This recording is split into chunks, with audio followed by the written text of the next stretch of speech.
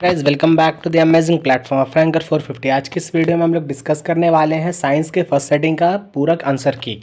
तो चलिए बिना टाइम वेस्ट के वीडियो को स्टार्ट करते हैं। तो ये आप लोग का लास्ट एग्जामिनेशन आप लोग के हिसाब से कह सकते हैं, क्योंकि इंग्लिश के एग्जामिनेशन के लिए कोई तैयारी करते नहीं है, क्योंकि इंग्लिश के एग्जामिनेशन का नंबर काउंट होता ही नहीं है।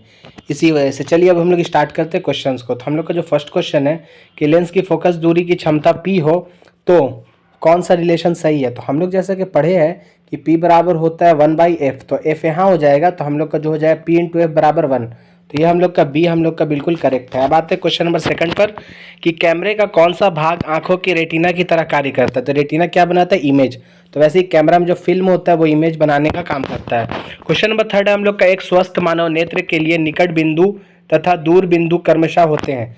तो निकट बिंदु जो होते हैं वो 25 सेंटीमीटर होते हैं एक स्वस्थ आंख के लिए, और दूर का बिंदु जो होता है वो इन्फिनिटी होता है। तो इसका जो करेक्ट आंसर हो जाएगा वो हम लोग का सी हो जाएगा। और हाँ, ये सेट हम लोग का बी डिस्कस कर रहा है, तो इसलिए आप लोग ख्याल रखेंगे। और सब सेट में अगर क्वेश्चन चेंज भी होगा तो 1 से लेकर 8 तक 8 क्वेश्चन सेम रहेगा। अब आते हैं क्वेश्चन नंबर 4 पे। 4 नंबर क्वेश्चन है चंद्रमा पर खड़े अंतरिक्ष यात्री को आकाश प्रतीत होता है कैसा। तो आकाश काला प्रतीत होता है, क्योंकि वहाँ प्रकीर्णन नहीं होता है। जो लाइट का ब्लू प्रकीर्णन यहाँ अगर ज़्यादा होता है तो आकाश हम लोग को नीला दिखता है। क्वेश्चन नंबर 5 हम लोग का नेत्र की सामंजन क्षमता कम हो जाने से उत्पन्न होता है। तो मतलब बोला कि नेत्र की सामंजन क्षमता कम हो जाती है। कब हो जाती है? या तो जब इंसान बहुत ज़्यादा वृद्ध या बूढ़ा कह सकते हैं वो हो जाता है, तो उसका पावर क्या हो जाता है? डाउन हो जाता है। तो उसे हम लोग क्या बोलते हैं? प्रेसबायोपिया कहते हैं। जैसे इंग्लिश में हम लोग प्रेसबायोपिया, हिंदी में जरा दृष्टि दोष कहते हैं। क्वेश्चन नंबर 6 है किसी चालक की प्रतिरोधकता का मात्रक क्या है। तो प्रतिरोधकता का मात्रक ओम मीटर हो जाएगा। ये हम लोग का ए बिल्कुल करेक्ट आंसर है। क्वेश्चन नंबर 7 है हम लोग का एक जूल में कितनी कैलोरी होती है। तो जैसा कि हम लोग को पता है कि 1 कैलोरी बराबर कितना जूल होता है, तो 4.18 हम लोग मान सकते हैं जूल होता है। मतलब सॉरी 4.18 नहीं, 4.2 जूल। तो 4.2 जूल हम लोग मान सकते हैं। तो उस हिसाब से अगर हम लोग निकालेंगे तो 7 का जो हम लोग का आंसर हो जाएगा वो हो जाएगा 0.239 समथिंग आएगा। तो यहाँ पे 24 तो है नहीं, 0.24 तो 0.23 है, तो यही हम लोग मारेंगे। क्वेश्चन नंबर 8 है हम लोग का कि विद्युत बल्ब में फिलामेंट निम्नलिखित में किस धातु का बना होता है। तो जैसा कि सुबह वाले सेशन में मैंने बताया था कि विद्युत बल्ब में टंगस्टन का बना होता है और हीटर में नाइक्रोम का बना होता है। क्वेश्चन नंबर 9 हम लोग का दोहरा परिसंचरण तंत्र नहीं पाया जाता किसमें। तो मेंढक में पाया जाता है डबल सर्कुलेटरी सिस्टम, मछली में नहीं पाया जाता है, पक्षी में भी पाया जाता है, मनुष्य में भी पाया जाता है। इसका करेक्ट आंसर हम लोग का बी हो जाएगा। क्वेश्चन नंबर 10 पे आते हैं हम लोग। 10 नंबर क्वेश्चन यूरिया रक्त में कहाँ से प्रवेश करता है। तो रक्त में यूरिया जो प्रवेश करता है वो उसका प्रवेश स्थान कहाँ है? तो लीवर से। तो यकृत हम लोग का करेक्ट आंसर हो जाएगा। क्वेश्चन नंबर 11 है ग्लूकोज का ग्लूकोज का पुनर्अवशोषण तो ग्लूकोज का पुनर्अवशोषण कहाँ से होता है। तो ग्लूकोज का पुनर्अवशोषण कहाँ से होता है? तो पीसीटी से हो जाएगा। क्वेश्चन नंबर 12 हम लोग का विभिन्न क्रियाओं के फलस्वरूप बने हानिकारक पदार्थों को शरीर से बाहर निकलने के तंत्र को कहते हैं। तो वैसा पदार्थ जो हम लोग के बॉडी में अपशिष्ट पदार्थ है उसे शरीर से बाहर निकालना जरूरी होता है, तो उसे कौन सा तंत्र कहते हैं? तो उसे हम लोग एक्सक्रीटरी सिस्टम या उत्सर्जन तंत्र कहते हैं। क्वेश्चन नंबर 12 था हम लोग का। 13 नंबर क्वेश्चन है हम लोग का मेरुरज्जु को आघात से क्या होता है। तो मेरुरज्जु के आघात मतलब इंजरी हो जाता है स्पाइनल कॉर्ड में, तो या तो वो इंसान को सीवियर डेथ इंजरीज आ जाती है या फिर उससे लकवा पैरालिसिस मार देता है, क्योंकि बौनापन ये एक हम लोग का जेनाइटल डिजीज है। और इसके अलावा गोइटर हो गया तो ये आयोडीन की कमी से होता है। डायबिटीज किससे? इंसुलिन की कमी से होता है।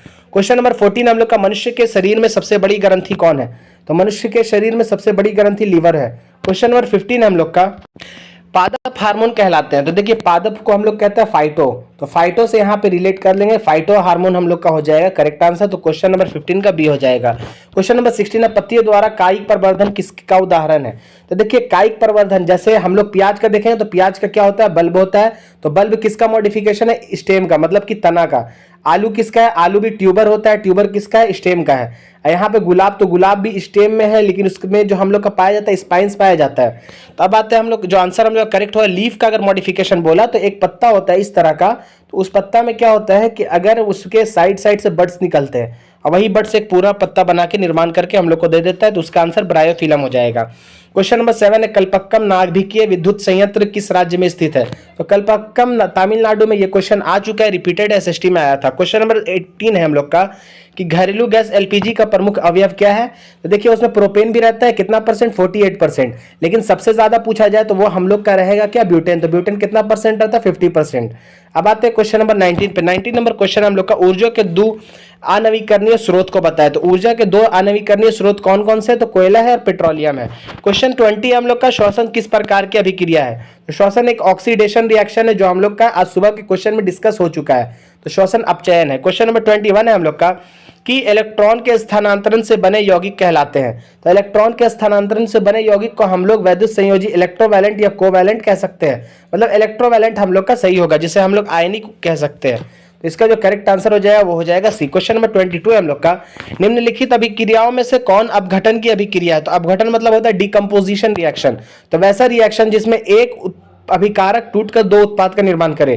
तो ये आंसर हम लोग का डी करेक्ट होगा। क्वेश्चन नंबर 23 हम लोग का, निम्न में से किसमें टार्टरिक अम्ल पाया जाता है? तो जो टार्टरिक अम्ल पाया जाता है वो हम लोग का इमली में पाया जाता है। सिरका में हम बताए थे एसिटिक एसिड पाया जाता है। आप लोग के एग्जामिनेशन के जो क्वेश्चंस कराए थे 2020 के, उसी में बताए थे। और टमाटर में ऑक्जेलिक एसिड पाया जाता है, संतरा में सिट्रिक एसिड पाया जाता है। तो इसका जो करेक्ट आंसर हो जाएगा हम लोग का वो हो जाएगा बी, इमली का टार्टरिक एसिड। क्वेश्चन नंबर 24 हम लोग का, बूझे हुए चूनों का रासायनिक सूत्र क्या है? तो बूझा हुआ चूना का रासायनिक सूत्र होता है CaOH होल ट्वाइस। तो इसे हम लोग लिखते हैं CaOH होल ट्वाइस। तो इसका हम लोग का जो नाम है वो क्या है? तो कैल्शियम हाइड्रोक्साइड। तो इसका करेक्ट आंसर हम लोग का डी हो जाएगा। अब आते हैं क्वेश्चन नंबर 25 पे।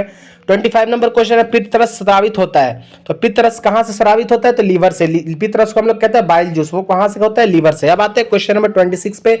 क्षुद्रांत में स्थिर रसांकुर का क्या कार्य होता है? इसका इंग्लिश पढ़ दे। The function of the villi located in small intestine. तो देखिए स्मॉल इंटेस्टाइन में जो विलाई का कार्य होता है तो वो हम बताते हैं कि विलाई इस तरह से स्मॉल इंटेस्टाइन में एक प्रोजेक्शन होता है, स्मॉल प्रोजेक्शन। तो वह क्या करता है? सरफेस एरिया को बढ़ाता है कि एब्जॉर्प्शन हो सके। तो इसका जो करेक्ट आंसर हो जाएगा वो हो जाएगा increase the surface area of absorption, मतलब के अवशोषण के सतही क्षेत्र को बढ़ाता है। क्वेश्चन नंबर 27 हम लोग का, मुख गुहा का पिछला भाग क्या होता है? तो मुख गुहा का पिछला भाग हम लोग का फेरिंग्स होता है, जिसे हम लोग ग्रेसनी कहते हैं। अब ग्रासनली एसोफेगस क्या होता है? तो जैसे हम लोग खाना खाते हैं तो खाना खाने के बाद जो पाइप से हम लोग का पेट में जाता है तो वो पाइप को हम लोग कहते हैं यहाँ से एसोफेगस। और अगर हम लोग से ड्यूडेनम पूछेगा तो ड्यूडेनम होता है जो पेट, अगर मान लिया जाए हम लोग का इस तरह से है, पेट आया है ऐसे, तो उसके बाद जो ये सी शेप होता है ना, यहाँ पे जो स्मॉल इंटेस्टाइन का फर्स्ट पार्ट रहता है उसे ड्यूडेनम कहते हैं।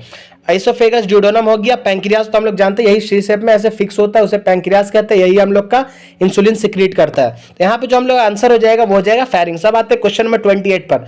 बाहरी वातावरण से कोशिका में ऑक्सीजन का स्थानांतरण और कार्बन डाइऑक्साइड को हटाना क्या कहलाता है? तो ऑक्सीजन का स्थानांतरण और कार्बन डाइऑक्साइड को हटाना रेस्पिरेशन कहलाता है, जिसे हम लोग निश्वासन कहते हैं। क्वेश्चन नंबर 29 है, प्रकाश संश्लेषण में ऑक्सीजन का मूल स्रोत क्या है? तो प्रकाश संश्लेषण में ऑक्सीजन का मूल स्रोत जल होता है।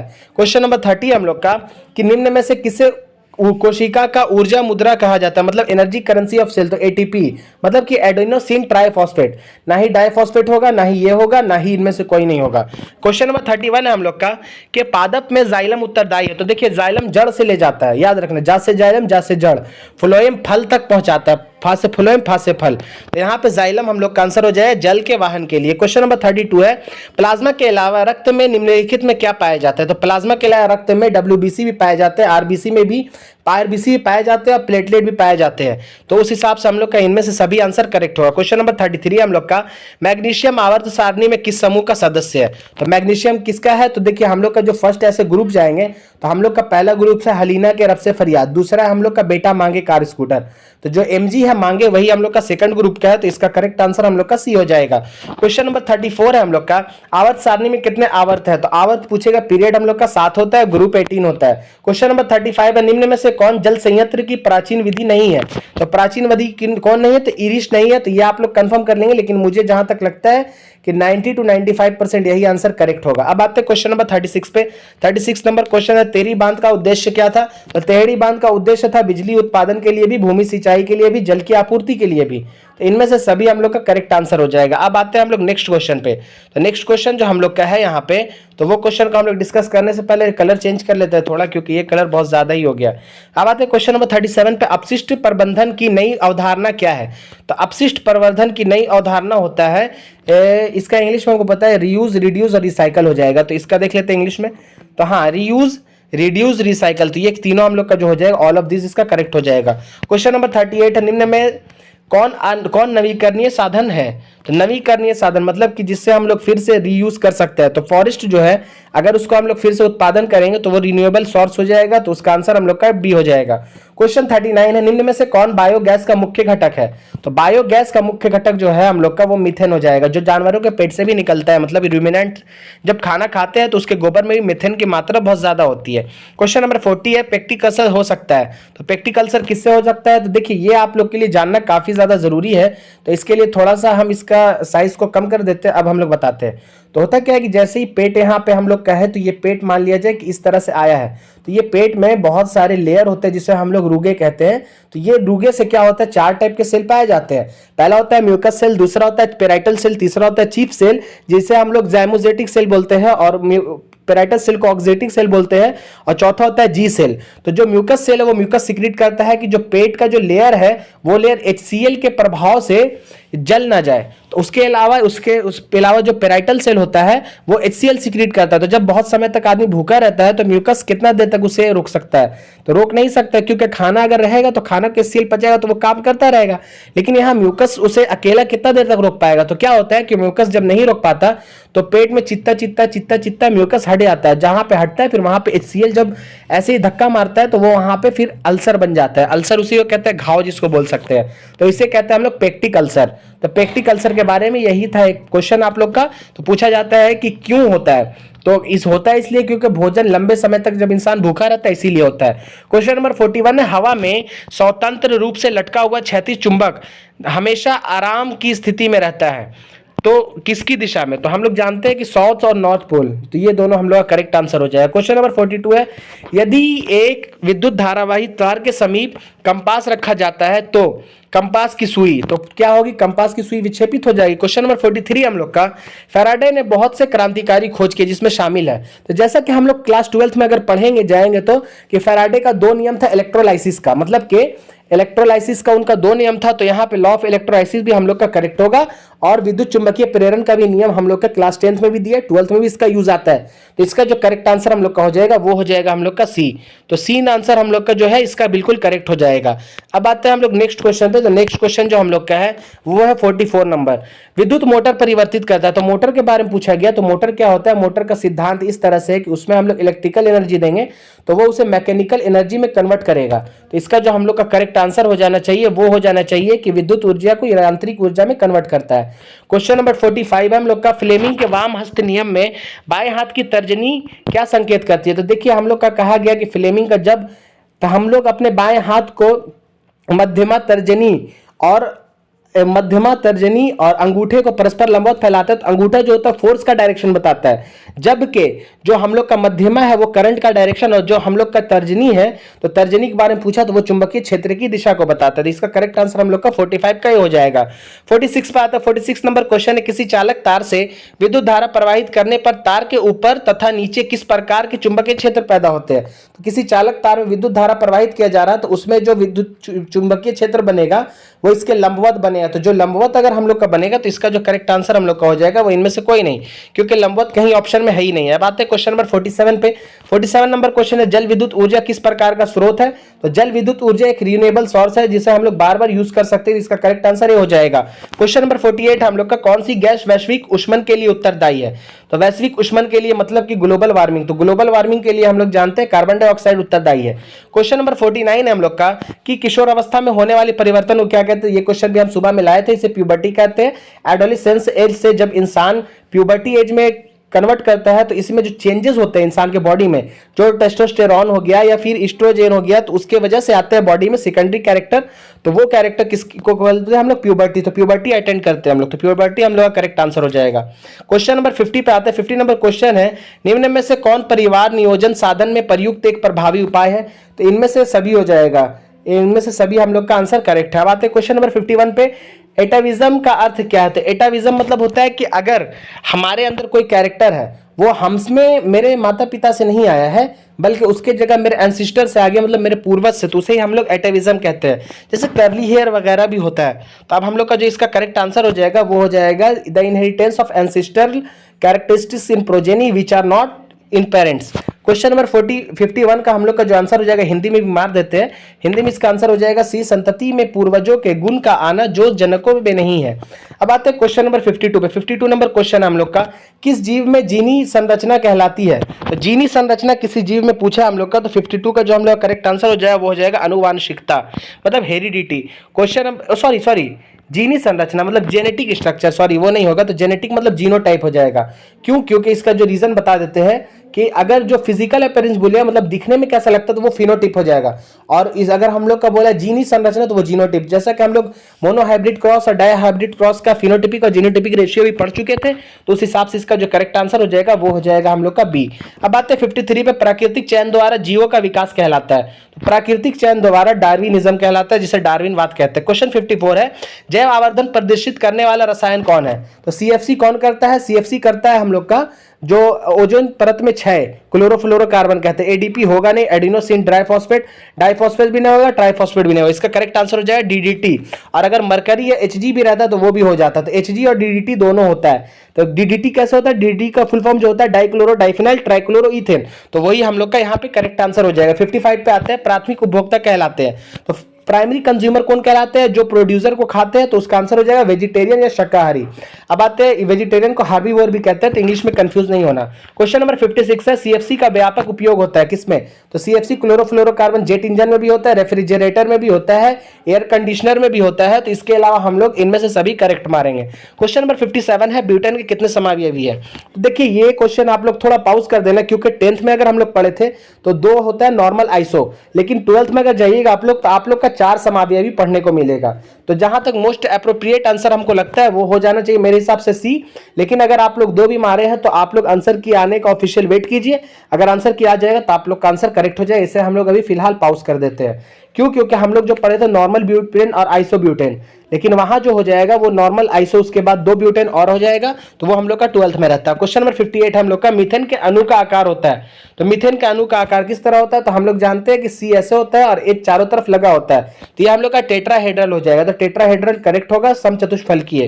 क्वेश्चन 59 है, कार्बनिक यौगिक में कार्बन की संयोजकता कितनी होती है? तो कार्बन की वैलेंसी 4 होती है। क्वेश्चन नंबर 59 के बाद 60 पे आता है। 60 नंबर क्वेश्चन है, निम्न में से कौन संतृप्त हाइड्रोकार्बन है? संतृप्त होते हैं अल्केन, ये क्वेश्चन भी सुबह लाया गया। अल्कीन, अल्काइन, असंतृप्त हाइड्रोकार्बन होते हैं। तो इसका जो करेक्ट आंसर हो जाएगा वो हो जाएगा ए। क्वेश्चन नंबर 61 है हम लोग का, एथिलीन का आईयूपीएसी नेम क्या है? तो इथिलीन का आईयूपीएसी नेम होता है इथीन। क्वेश्चन नंबर हम लोग का 62 है यहाँ पे कि मैंडलीफ के आवर्त सारणी की एक कमी क्या थी? तो आवर्त सारणी की एक कमी ये थी कि उसमें हाइड्रोजन को उचित स्थान नहीं दिया गया था। तो इसका करेक्ट आंसर हो जाएगा हम लोग का सी हम लोग का हो जाएगा। कैसे? Not giving proper place of to hydrogen. Question 63 हम लोग का, अष्टक का नियम निम्नलिखित में किसके द्वारा प्रतिपादित किया गया? तो ट्रेड्स के बारे में पूछा है। तो ट्रेड्स के बारे में अगर पूछा जाए तो त्रिक में बोलेगा डोब्रिनियर, लेकिन यहाँ पे ऑक्टेव पूछा तो ऑक्टेव में हम लोग का न्यूलैंड्स लॉ ऑफ ऑक्टेव हो जाएगा। मतलब इसका करेक्ट आंसर हम लोग का जो हो जाएगा वो हो जाएगा बी। तो बी हम लोग का करेक्ट आंसर है। अब आते हैं हम लोग आगे क्वेश्चन 64 है, निम्न में से कौन यौगिक सबसे अधिक क्षारीय है? तो हम लोग जानते हैं कि धात्विक ऑक्साइड क्षारीय प्रकृति के होते हैं। तो सबसे अधिक ज्यादा धात्विक कौन है? तो सबसे अधिक धात्विक हम लोग का Na हो जाएगा। तो Na2 हम लोग का करेक्ट आंसर है। Al2 भी है, लेकिन ये हम लोग का अधिक नहीं है। अधिक अगर पूछा जाए ये दोनों में तो सबसे ज्यादा ये हो जाएगा। क्वेश्चन 65 हम लोग का कि किरणों के समूह को क्या कहते हैं? तो किरणों के समूह को किरण पुंज कहते हैं। बहुत सारे बच्चे प्रकाश पुंज लगा दिए होंगे, जो गलत है। क्वेश्चन नंबर 66 है हम लोग का, ऐसे एक मिनट रुकिए, ए और बी दोनों भी है ना, तो ये क्वेश्चन पॉज कर दीजिए। नहीं, इसका करेक्ट आंसर हम बताते रुकिए। किरणों के समूह, तो किरण जो आ रहे रे, तो रे के समूह को हम लोग क्या कहते हैं? ग्रुप ऑफ रे, मतलब ग्रुप ऑफ रे को हम लोग लाइट कहते हैं। लाइट बीम भी हो जाएगा, रे बीम भी हो जाएगा। तो इसका जो हम लोग का करेक्ट आंसर हो जाएगा वो बोथ ए एंड बी हो जाएगा। तो इसका हम लोग सुधार लेंगे कि 65 का हम लोग का सी हो जाएगा। कंफर्म है एकदम। 66 नंबर क्वेश्चन, प्रकाश की किरणें गमन करती है, तो किस दिशा में करती है? तो प्रकाश की किरणें बोला है तो एकदम सीधी दिशा में गमन करती है। क्वेश्चन नंबर 67, अवतल दर्पण किस प्रकार का दर्पण है? तो अवतल जो है वो अभिसारी, जिसे हम लोग कन्वर्जेंट कहते हैं। मतलब कि वो क्या करता है कि उसका फोकस पे अगर कोई लाइट पड़ता है तो वो एक जगह कन्वर्ज कर देता है लाइट को। इसी वजह से कार के जो अग्रदीप होता है उसमें भी हम लोग अवतल दर्पण का प्रयोग करते हैं कि वो लाइट को बिखराता नहीं बल्कि एक जगह लाके रख देता है। अब आते हैं क्वेश्चन नंबर 68 पे। 68 नंबर क्वेश्चन है हम लोग का, कार के हेडलाइट में निम्नलिखित में किस प्रकार के दर्पण का उपयोग करती है। ये क्वेश्चन काफी ज्यादा इंपॉर्टेंट है, इसमें हो जाएगा अवतल दर्पण। क्वेश्चन नंबर 69 है, अवतल दर्पण की फोकस दूरी क्या होती है। तो अवतल दर्पण की फोकस दूरी पूछेगा तो ये हम लोग का ऋणात्मक होता है, दर्पण हो या लेंस हो दोनों का फोकस दूरी ऋणात्मक होगा। इस तरह से हम लोग चिन्ह परिपाटी से देख लेंगे तो इस तरफ हम लोग का एक्स एक्सिस है, ये हम लोग का वाई एक्सिस है, तो इधर नेगेटिव हो जाएगा तो इधर वाला सारा नेगेटिव, तो अवतल का फोकस दूरी इधर होता है। ये हम लोग का लेंस के लिए, और अगर हम लोग का दर्पण के लिए बोल सकते हैं तो दर्पण के लिए भी हम लोग का फोकस दूरी इसी टाइप का होगा जैसे दर्पण, तो इधर हम लोग का होगा, यहां से अगर देख लेंगे तो इधर नेगेटिव आता है। क्वेश्चन नंबर 69 के बाद हम लोग का जो करेक्ट आंसर इसका हो जाएगा वो हो जाएगा ऋणात्मक, ख्याल रहे। क्वेश्चन 70 हम लोग का, किस दर्पण में हमेशा छोटा प्रतिबिंब बनता है। तो दर्पण बोलेगा तो उत्तल और लेंस बोलेगा तो अवतल। तो क्वेश्चन हम लोग का जो 70 उसका करेक्ट आंसर सी हो जाएगा।